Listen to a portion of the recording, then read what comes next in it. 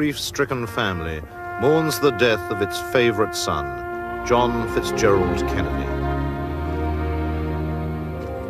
Their anguish is shared by a disbelieving world, appalled at the brutality of the slaying of the 35th President of the United States.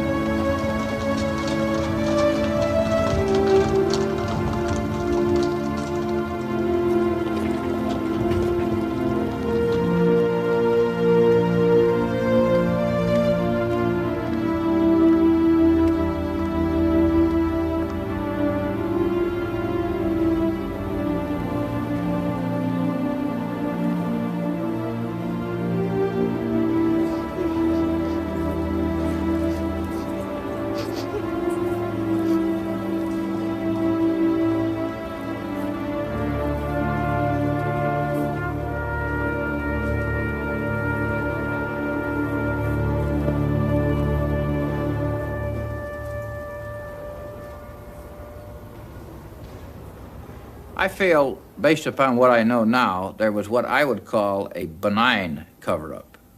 Yes, there was. They were concerned about Oswald's connections to the Soviet Union and to Castro.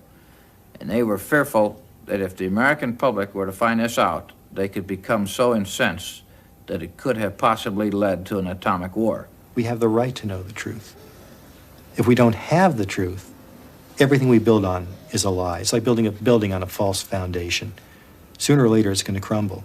I think we must know what happened in November 22, 1963, in order to be a democracy today. And until the truth is told about that day, then we don't know that they're telling the truth today. Allen Dulles, director of the CIA, until Kennedy fired him, was one of the commissioners responsible for producing the 26-volume Warren Report on the president's assassination. The American media were glowing in their praise of the report that concluded Lee Harvey Oswald was alone responsible. It was only under closer scrutiny that the superficiality of its findings became clear. The Warren Commission decided that there were 3 shots fired, and the first shot struck the president in the back, exited his throat, went on to strike Governor Connolly in the back and exited in his right chest, and then went through his right wrist and then wound up embedded in his thigh, and the bullet fell out at Parkland Hospital. The Warren Commission also decided the second shot probably missed and flew off into Dealey Plaza somewhere. And the commission decided that the third shot struck the president in the head and killed him. And that's the official version of what happened. And it's interesting, one of the early researchers pointed out that no witness at any time has ever described the assassination as having happened that way. Only the Warren Commission came up with that interpretation, and it's the single assassin theory. On the morning of the assassination, Bill and Gail Newman had gone down to Dealey Plaza with their children to watch the presidential motorcade pass. They were the closest spectators to the tragedy, and their account is echoed by many others who were there. The first 2 shots, I didn't realize what they were, but the third shot, after it was fired, I heard Mrs. Kennedy scream, "Oh no, they've shot Jack," and it was just sort of sent a chill over you. It was just terrible. I can remember seeing the side of the president's ear and head come off. I remember a flash of white and the red and just bits and pieces of flesh exploding from the president's head. At that time, I turned to Gail and said, "That's it, hit the ground." And we turned and hit the ground and covered our children. When the third shot was fired, I thought it came from directly behind towards the grassy knoll behind me. I based that primarily on the third shot from what I saw of the side of the president's head coming off and from the sound of the rifle, the report of the rifle. As the official story started coming out and hearing that the shots came from the building, these witnesses started to doubt their own ears. So as the days went by, fewer and fewer of these witnesses would come forward because they just all of a sudden weren't really sure about what they had heard. They were convinced on November 22, 63 that at least 1 shot came from the front. But by 4 or 5 days later, then they weren't sure and they didn't come forward at all. Mary Woodward was a junior reporter on the Dallas Morning News who had joined the lunchtime crowds in Dealey Plaza to watch the Kennedy motorcade. She was the journalist closest to the tragedy and rushed back to her office to file the story in a state of great consternation. They first of all took me to the office nurse and had me have a tranquilizer because they thought was somewhat hysterical. I think I was behaving quite rationally under the circumstances. But anyhow, I then sat down and wrote the story immediately and actually had completed the story before the news was absolutely confirmed that he was even dead. So the story was absolutely my own impressions. It was not from anything anyone had said or what I had read or heard. Some things I have often said I would hate to swear before a court of law or before God, but one thing I am totally positive of in my own mind is how many shots there were, and there were 3 shots. The second 2 shots were immediate. It was almost as if one were an echo of the other. They came so quickly. The sound of one did not cease until the second shot. With the second and third shots, I did see the president being hit. I literally saw his head explode. So I felt that the shots had come, as I wrote in my article, from behind me and to my right, which would have been in the direction of the grassy knoll and the railroad overpass. Because it contradicted the sole assassin theory, Mary's eyewitness account was quickly pulled and her version discounted. Civic leaders, responsible people, whether it be the mayor, the managing editor of the paper, almost felt it a responsibility to kind of not rock the boat, perhaps. The neat answer was the version that came to be the most widely accepted, that there were 3 shots and they had all come from the school book depository building and they were all fired by Lee Harvey Oswald. We do know that the FBI, as the official investigative body for the Warren Commission, apparently collected all the possible evidence it could find that indicated Lee Harvey Oswald did it and did it alone. Other evidence that pointed to perhaps other people or other locations for shooters was either ignored or deemed to be mistaken or misinterpreted. I was interviewed by the FBI, but I did not testify before the Warren Commission. It's my understanding the reason I did not go before the Warren Commission was because in my statement that I thought the shots came from directly behind implied the shots were coming from the grassy knoll. This is something apparently the Warren Commission did not want to hear. They wanted to keep the direction of the assassination in the direction of the school book depository. On that tragic day in Dallas, the routine protection of the President of the United States was compromised from the very beginning, according to military expert Colonel Fletcher Prouty. What they call protection of the president is an old skill. I went to Mexico City in 1956 when President Eisenhower went to Mexico City. And by that I mean the security people went there more than a month early to look at every angle of the trip. There are rules and manuals on what we call protection. The Secret Service, that is an organization of limited size, is authorized to call any number of military people. And these are military people who are already trained to augment their forces in a case like this. There's no shortage of people. Ordinarily, a unit of military, I think was called a Special Group Number 113, would have come up from San Antonio, Texas, and would have been deployed all through the streets of Dallas, the important streets of Dallas. That was not done. In fact, the commander was specifically told he wasn't needed. You've all seen the picture of the school book building, you know, where Oswald is supposed to have shot the president. You notice in those pictures there are open windows. If the Secret Service had been there and had done their usual job, none of those windows would have been open. And had anyone opened one of those windows at that time, they would have been on the radio, they would have had a man in that room immediately, and the window would have been closed. You see, that's protection. That didn't take place. In fact, there were no Secret Service people on the ground around Dealey Plaza that afternoon. They were told they were not needed. There was further unprofessional conduct concealed at the time. The night before the assassination, most of the presidential bodyguard spent a drunken evening at this notorious Fort Worth nightclub, some staying until 5 a.m.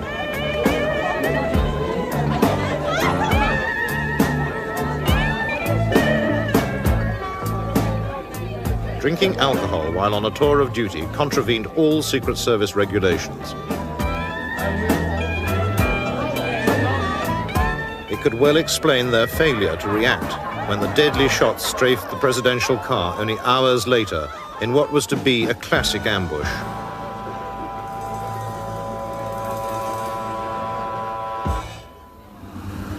Instead of going straight down the street and then to the Trade Mart, he made this 90-degree turn and then another very sharp turn in front of the school book depository building. Now, the Secret Service have rules against that. The rules are that if the car is slowed down below 44 miles an hour, you must then protect it fully in other ways, such as not digressing and going around corners and all that, because when you slowed him around that corner, you opened up field of fire from 3 directions, behind him, to the side, and from in front. And of course, he was killed right in that position that had been set up by the selection of that route. To this day, the gruesomeness of Kennedy's killing haunts those who were closest to the president.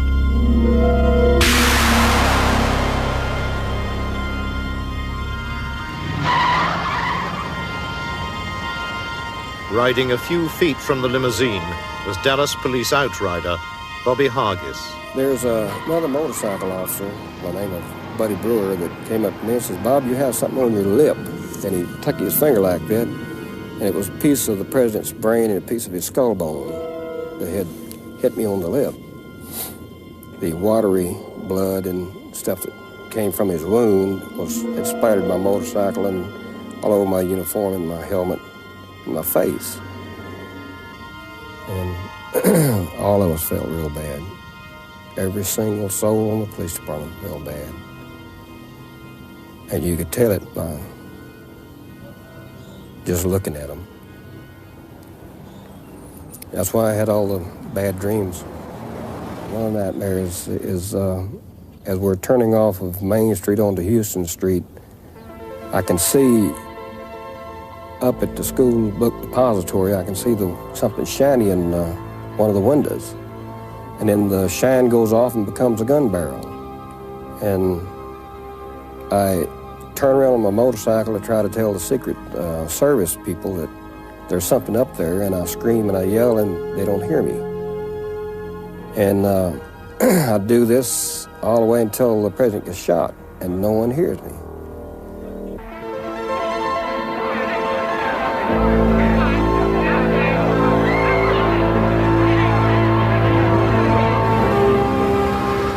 In the ensuing chaos, police officers at first acted independently, but within minutes their attention was focused on the Texas School Book Depository building and its open windows.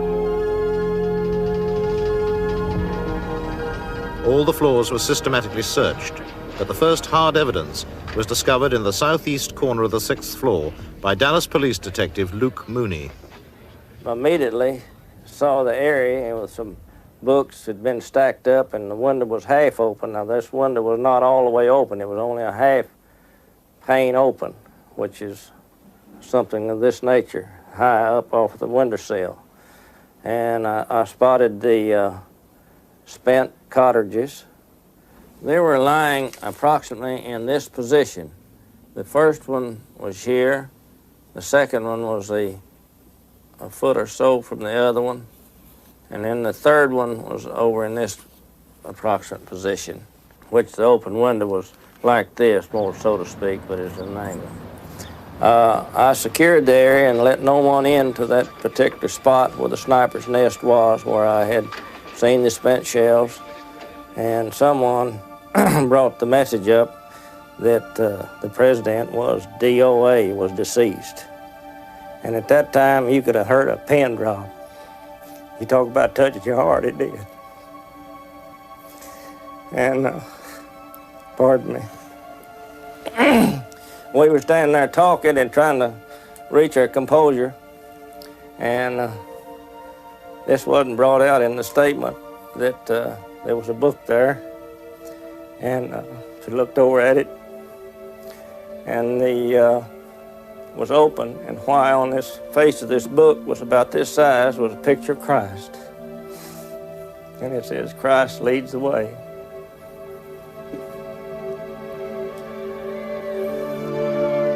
Outside Parkland Hospital, grief overcame the waiting crowd as the president's death was confirmed. The first to break the news was Senator Ralph Yarborough.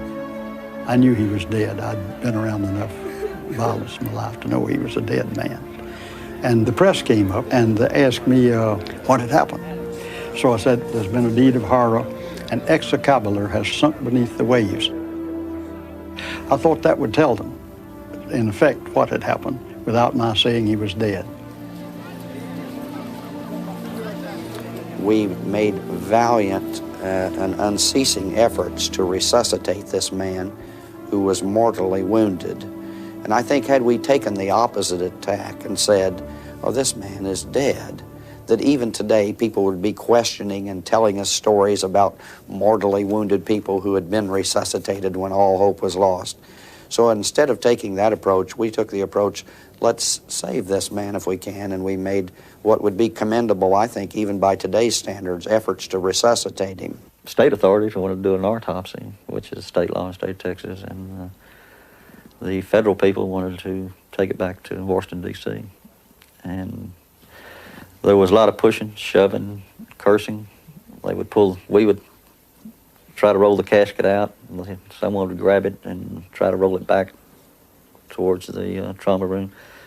This went on for quite a while. It was push and shove type thing. Quite a bit of, like I say, obscene language. I had to hold on to the cross on the casket because of the friction that, where people's pulling it back and forwards. And I was scared to death. I was really frightened.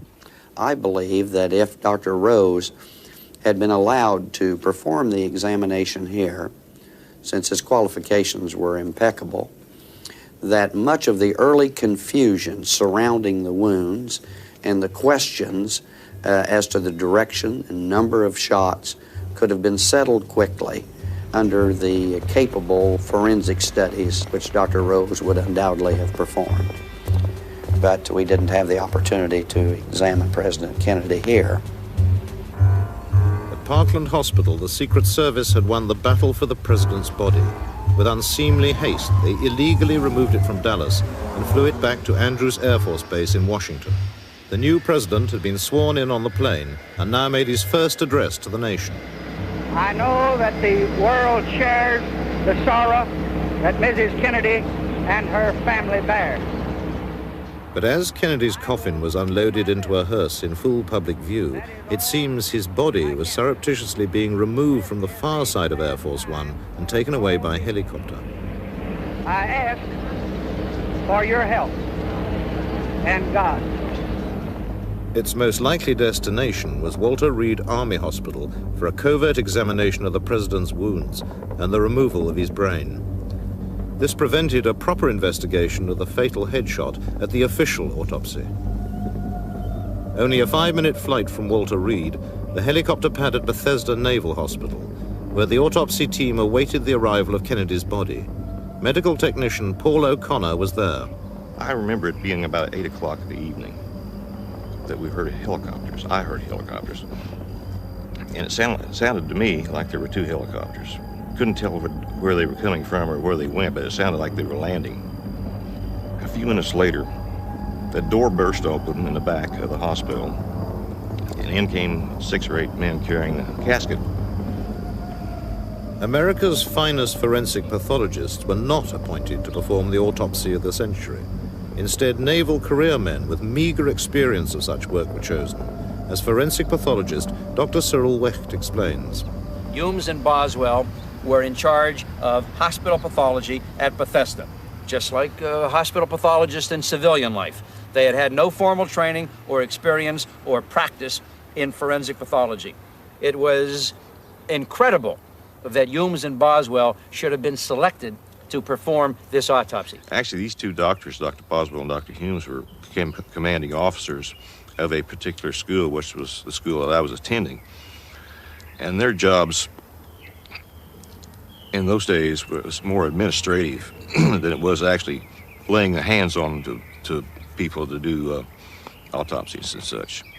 I'd never seen them do autopsies all the time that I was there. As a matter of fact, I never even saw them ever come in the morgue. There were, we know, about 33 people officially logged in the autopsy room that night. We know that there was an admiral, there was a general, there were FBI and Secret Service people. And these people, Humes and Boswell, were career military people, just a couple of years shy of retirement. They were not about to stand up and say to their superior officers, we're going to do it our way. No way would they say that. There were kind of mysterious civilian people in civilian clothes were there. It seemed like they commanded a lot of respect and attention, sinister-looking people, that they would come up and look over my shoulder or look over Dr. Boswell's shoulder and run back, and they'd have a little conference in the corner. And then all at once there's nowhere comes down and says, stop what you're doing and go to the other procedure. And that's the way it was all night. And we just jumped back and forth, back and forth. There was no smooth flow of the procedure at all. So we see that Humes and Boswell were indeed controlled, and we know from their own records that they, Humes and Boswell, were not professionally competent and expert in the realm of forensic pathology. And that's how you got a botched, horribly inadequate, inept, inadequate, superficial medical legal autopsy in the case of John F. Kennedy. But manipulation of the evidence did not end with the legal autopsy. The National Archives in Washington received a metal tray containing all the vital medical materials relating to the case, including the president's brain. An inventory check 3 years after the assassination revealed that these items had vanished. In that inventory of October 30th, 1966, that metal tray containing the brain and the Kodachromes and the microscopic autopsy tissue slides are no longer listed.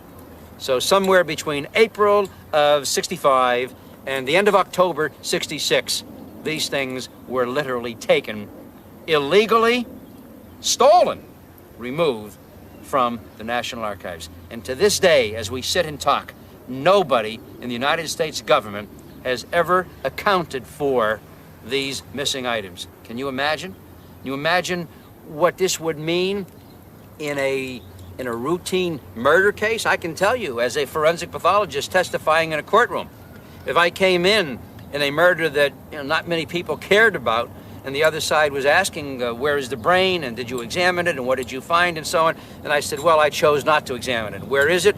Can you examine it today, or our experts want to examine it? Well, I don't have it any longer. It was discarded, or so on. You know what would happen to that case, probably? The judge would throw it out of the courtroom.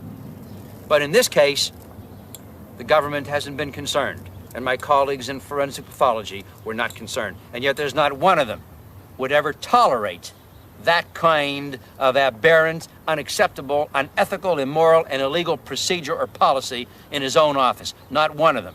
But in this case, it just rolls off their back, along with the acceptance of the single bullet theory and all the other things. In the confusion following the assassination, the police arrested a dozen suspects in and around Dealey Plaza. All were later released. 3 of those taken into custody were discovered in the marshalling yards close to the book depository, hiding in a railroad boxcar which was about to leave the area. No official record exists of who they were or what they were doing, yet their arrest was widely photographed by the press. They have become known as the 3 tramps. It was determined in late 1970s and early 1980s that one of the 3 tramps, the taller of the 3, bore a striking resemblance to a man by the name of Charles V. Harrelson, who was convicted of killing a federal judge in San Antonio, Texas. A man who claims to have killed at least 5 people previously, has been tried for some of those, and a man who has all of the right connections. Charles Harrelson is one of America's most notorious criminals. He's currently serving a life sentence for murder in a maximum security jail. On November 22nd, 1963, I was with a friend at 12:30 in the afternoon having lunch at a restaurant in Houston, Texas. It wouldn't be the first time I've been accused of being somewhere I wasn't, and it probably won't be the last. But no, I did not kill John Kennedy. He's connected to organized crime figures, the Dallas Underworld, Santos Traficante, Carlos Marcello, R.D. Matthews considered the strong-arm man in Dallas in 1963, and Ruby claimed that he was his best friend. So you have all of these connections, and though they don't say specifically, hey, Charles Harrelson is guilty of participating in the murder of the President Kennedy, but there is significant evidence that would make, I think, any investigator want to look at Mr. Harrelson very, very closely. That is a photograph of one of 3 so-called tramps who were apprehended and then mysteriously disappeared on the day of the Kennedy assassination. And the fellow was, I'm told, at one time positively identified as myself, which is ludicrous if you look at the man. I was 25 the day Kennedy was assassinated, and I would say that gentleman is probably in his mid to late 30s at the very least. But the facial structures isn't even close. Mr. Harrelson's photograph was given along with the tall tramp photographs to forensic anthropologists, 2 independent bodies or people, and they came back with a report that there was a 90 to 95% probability that the photograph of the tall tramp arrested in connection with the president's killing and Charles V. Harrelson arrested for the death of a federal judge were one and the same. Now that's amazing, isn't it? I would say that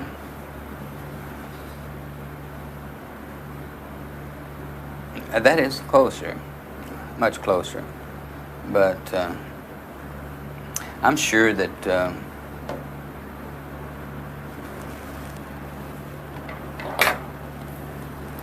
here again, the person is probably in his 30s, and the brow ridge isn't the same here, but it does look it looks a lot more like me, I would say, this view than does the other.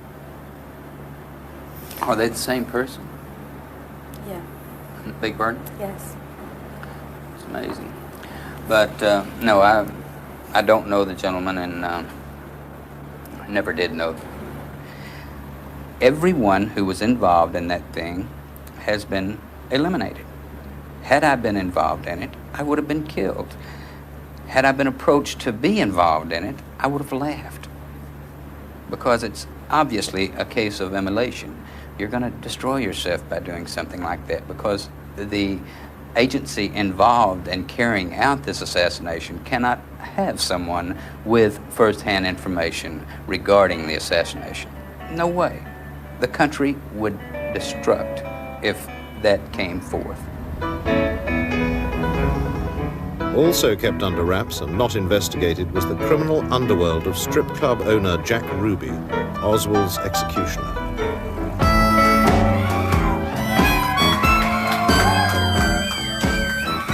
Vital areas of his illicit operations in Dallas, New Orleans, and Cuba went unexplored by the Warren Commission.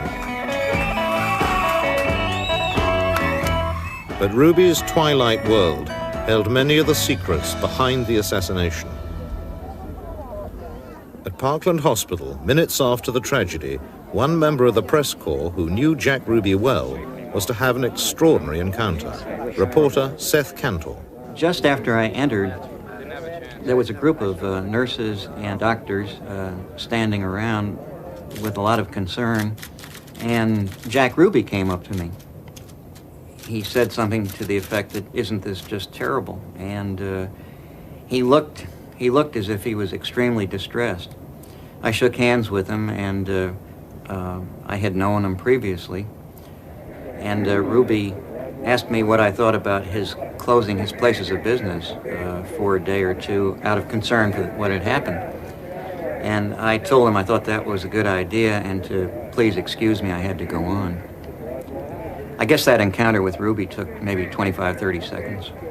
It was very clear to me who I had talked to, and who I had called by name, and who had called me by name, and who I had shaken hands with and everything. But when the Warren Commission report came out, they said that probably under the stress of everything that was going on, that I most likely was confused and that I talked to Ruby at the police station several hours later.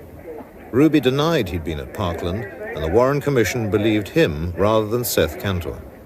I was dismayed when I picked up my copy of the Warren Commission report and discovered what they had decided about my testimony. And among other things, I immediately began to wonder, who else they had talked to, who they chose not to believe, and why. A pristine bullet, which the commission was to allege had wounded both Kennedy and Connolly, magically appeared on a stretcher at Parkland. Jack Ruby's coincidental appearance inside the hospital was not the only fact the commissioners chose to ignore. They certainly didn't want to go into the fact that members of the United States underworld were dealing with the CIA in connection with plans to get rid of Castro. Lyndon Johnson was very anxious for the Warren Commission to complete its work, to button things up and get out a report. And they were not anxious at all to open up areas of doubt or areas which needed further investigation. And one of those areas was the Jack Ruby business. Ruby claimed he acted on impulse when he shot Oswald. His real motives were never explored. The Warren Commission believed everything Jack Ruby chose to tell them, including how he penetrated the basement security of Dallas Police Headquarters in order to kill Oswald.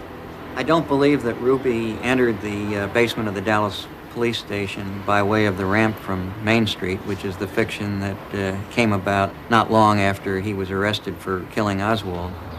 The policeman on duty at the top of the ramp was given a lie detector test, and he insisted that Ruby did not pass him at any time, and the lie detector test given by the police department bore that out. Jack Ruby did not come down that ramp.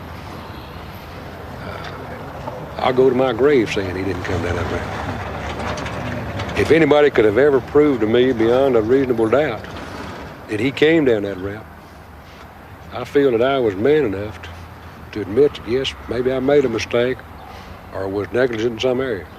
But no, nobody's ever proved that to me, and I'll go to my grave saying that man did not come down that ramp. Only 4 minutes before he gunned down Oswald in the basement, Ruby had been at the Western Union office on Main Street, cabling money to one of his strippers. According to the commission account, he then walked down the street and simply slipped down the basement ramp unnoticed by Officer Vaughan, a view denied by researcher Larry Harris. Well, clearly, Jack Ruby did not enter the basement via the Main Street ramp, as the Warren Commission concluded. And indeed, when Congress reopened the investigation in the late 1970s, they concluded he did not come down the ramp, and they cited 8 witnesses who stated that Ruby did not come down the ramp, and several of these witnesses knew Ruby personally. The Congressional Committee concluded that Ruby most likely used an obscure entrance into the building that was located in the alleyway behind me.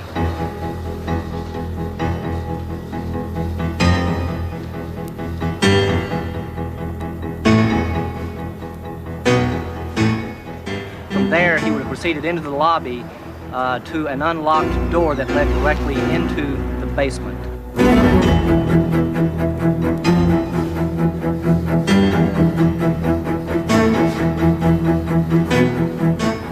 He would have gone down that stairwell and actually entered into the parking garage area of the basement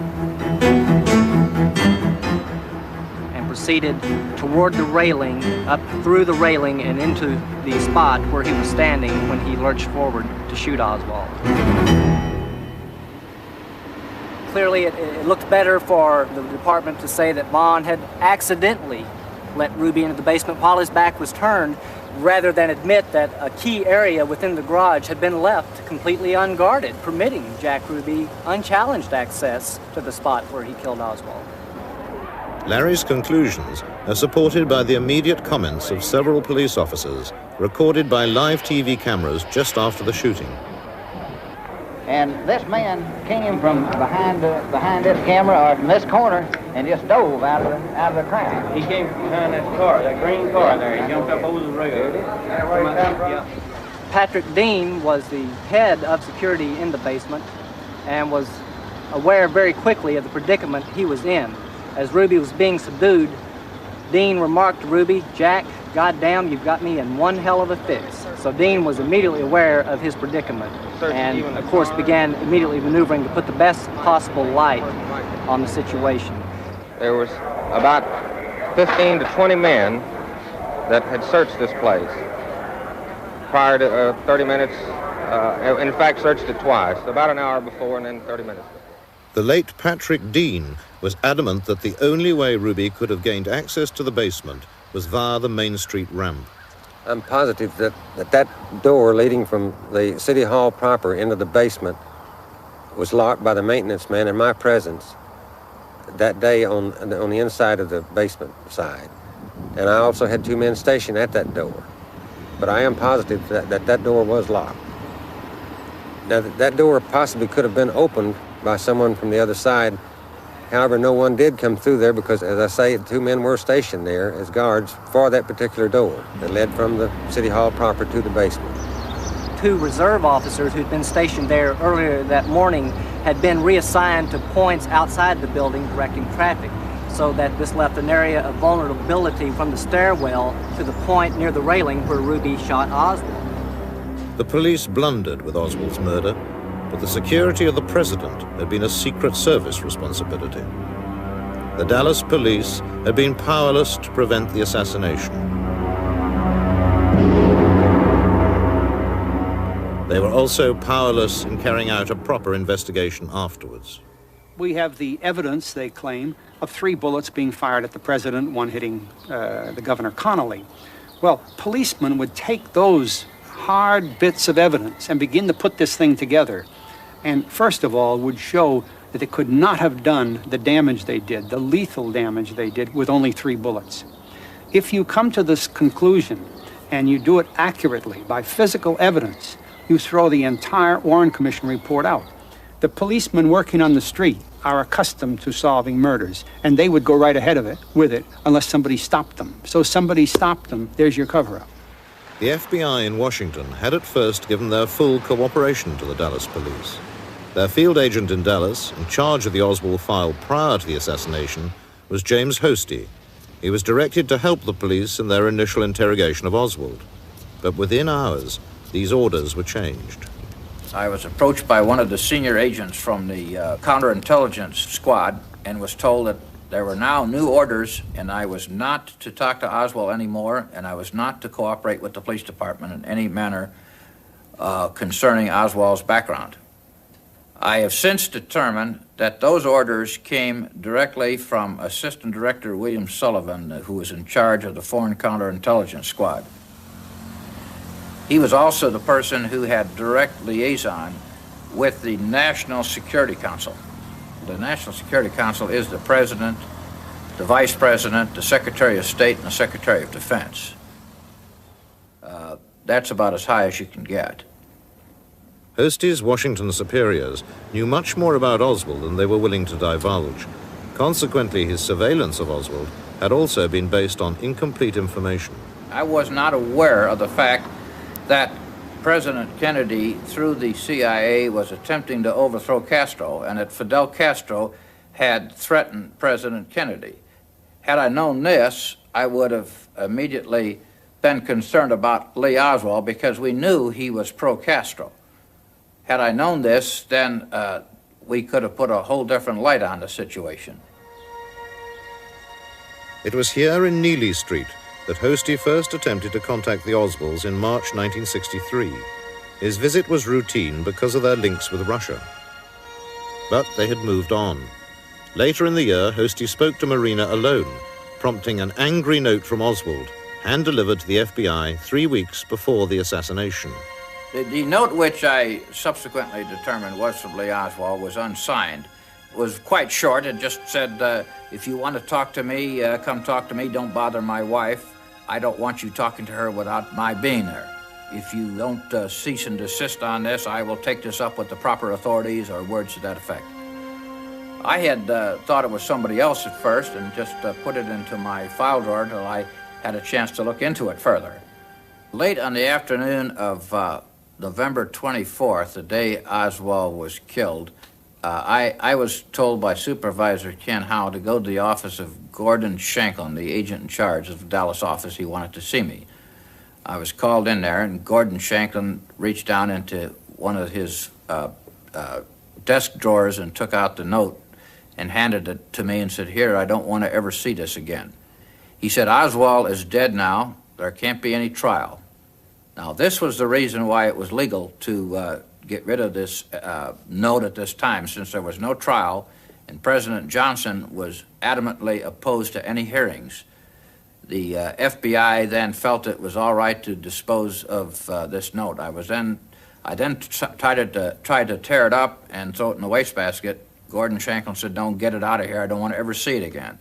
So I then took it out, and I was going to burn it, but that would have been a little bit messy, so I thought it would be much easier to flush it down the toilet, and that would get rid of it permanently.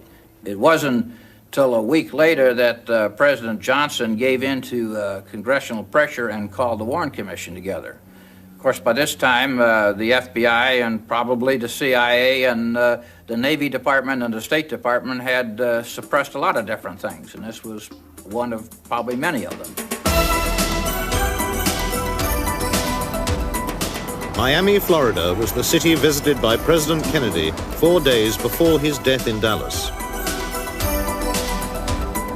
It was also the unlikely location for a bizarre meeting 13 days before the assassination, in which details of the plot to kill Kennedy were set out with stunning accuracy.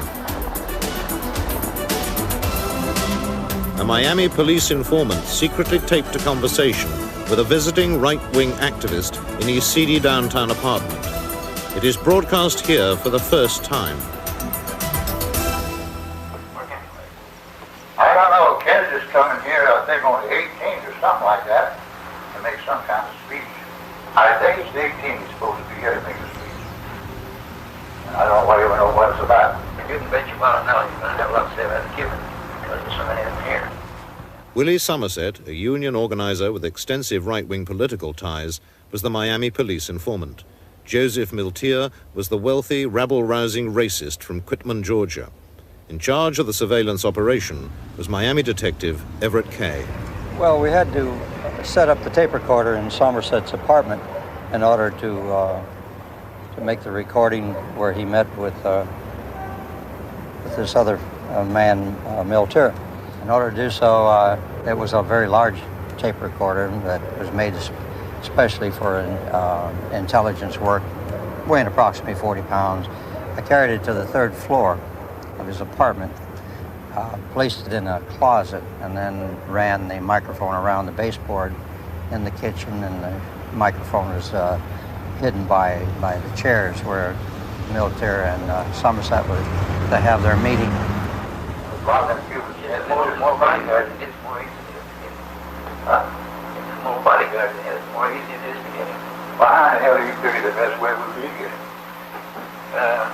From an office building with a high-powered rifle.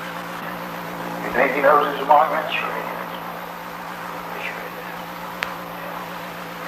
And they're going to really try to kill him. Get this Kennedy, I'll tell you, it's going to be a hard proposition. I believe. You may have figured out to get him. You may have figured out to get him an office building that one. I don't know how them Secret Service, they never cover all them office buildings and anywhere he's going. Do you know whether they do that or not? Well, say, if they have any suspicion, they would, of course. But without suspicion, the chances are they would have to take him out there, take it up there in pieces. Somebody take it out.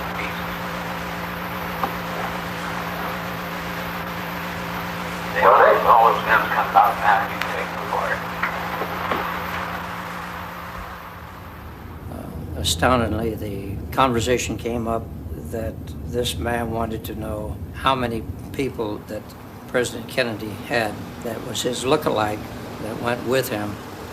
And our informant wanted to know why, and he said, well, there was plans to assassinate him. The further conversation on the tape revealed that the assassination was to take place from an office building with a high-powered rifle. There is no particular city mentioned, or was there any particular person mentioned that was to do the assassination? The tape was made on November the 9th, and John F. Kennedy, President Kennedy, was due in Miami on the 18th of November, 1963.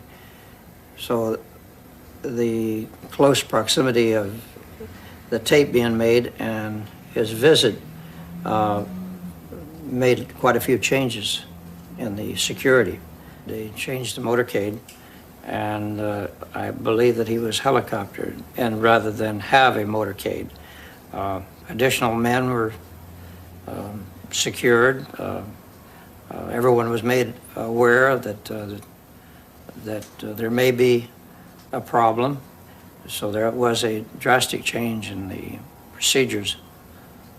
He wasn't as accessible in this city as he might have been in the past. Boy, if that Kennedy gets shot, we gotta know where we at. Yeah, because you know, boy, that would be a real shame if they do that. They wouldn't leave any stone unturned there. Oh, no way. Oh, hell no. And they'll pick up somebody within hours after. And they might get what happened. Oh, yeah. Just to throw the public off. Yeah, that's right. Well, somebody's gonna have to go to jail if he gets out. Miltier later boasted to Somerset that he went to witness the assassination in Dallas. The question was Joseph Miltier in Dealey Plaza? Was he in Dallas to witness the execution of the president? And if so, was he photographed? I looked at some of the photographs of the crowd, combed the photographs of the crowds in Dealey Plaza around Houston Street and Elm Street. And I did find in several photographs of one spot on Houston Street a white-haired man who looked amazingly like Joseph Miltier. In my opinion, given the measurements of the ears, the eyes, the nose, the mouth, I'm convinced that the man in the photographs is Joseph Miltier. We know that he made a phone call from Dallas to Willie Somerset, the informant, that day, saying that President Kennedy would never again return to Miami. Therefore, it is likely that he was there. And given the nature of this and the way Miltier felt about the president, it seemed very likely that he would indeed be in Dallas. We thought we did a good job and was very grateful for the fact that it did not happen in Miami. It could have very well happened in Miami, as it did in Dallas. So it touched each of us very, very closely, particularly myself, as hearing the words that they were going to assassinate President Kennedy. Well, how the hell do you figure the best way would be to get it? From an office building. With a high margin rifle. And they're gonna really try to kill it. Miltier was interviewed by the FBI and then released. He perished in a mysterious house fire a few years later. The Warren Commission ignored the Miami connection and a further opportunity to determine the truth. It is important to all of us to find out what really happened to President Kennedy, because what happened to him could happen to anybody else.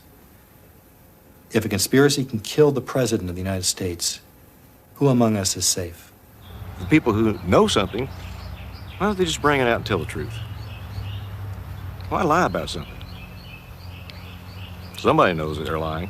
I know they're lying. Why? If they lied to us, how much are they lying to us in other areas? And if they're lying to us, can they do it again and again and again? And if so, this is not a democracy. This is a hierarchy, a government or a people ran by certain powerful individuals who have the ability to dispose of anyone who's not going along the party line, so to speak. Not a whole lot different from what I was taught occurred in the USSR all these many years. The truth is the most important thing.